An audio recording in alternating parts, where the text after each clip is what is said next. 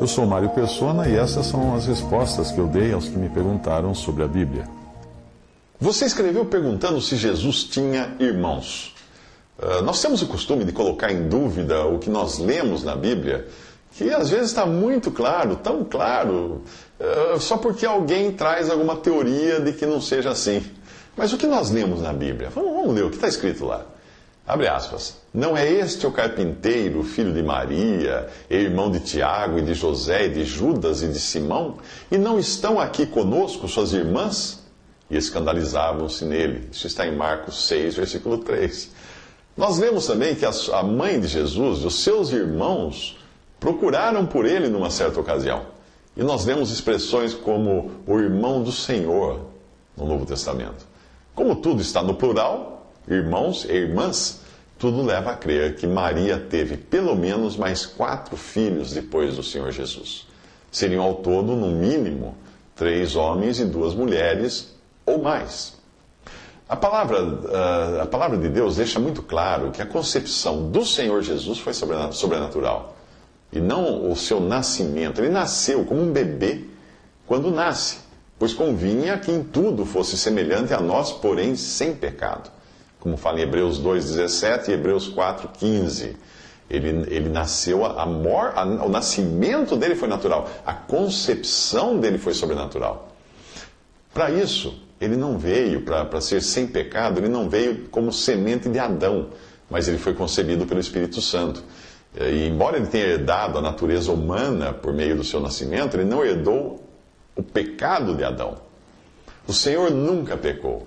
O Senhor jamais poderia pecar. Jamais teria pecado, porque ele não tinha a natureza pecaminosa com a que todos os seres humanos nascem. Se ele tivesse, ele não serviria para morrer por nossos pecados. Ele não seria o cordeiro sem mancha e sem mácula. Mas ele precisaria, ele próprio, de um Salvador para salvá-lo.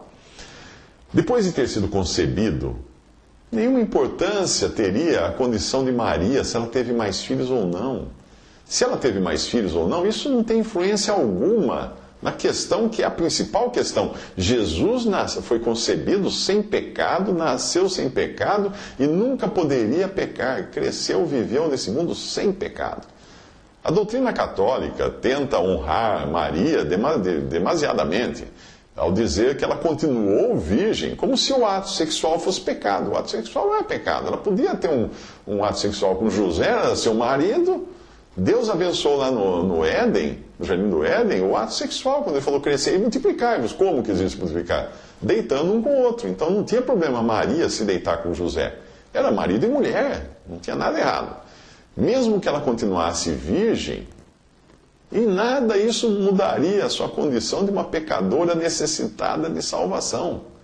Percebe? Ela era uma mulher nascida de homem com mulher. Então ela tinha em si também o pecado original, a velha natureza, e ela chama Jesus de seu Salvador, não é?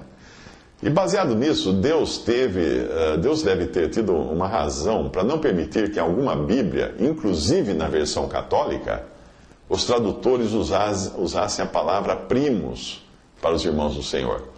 Portanto, leia e creia no que você lê. E aceite com simplicidade. Não vá além do que está escrito.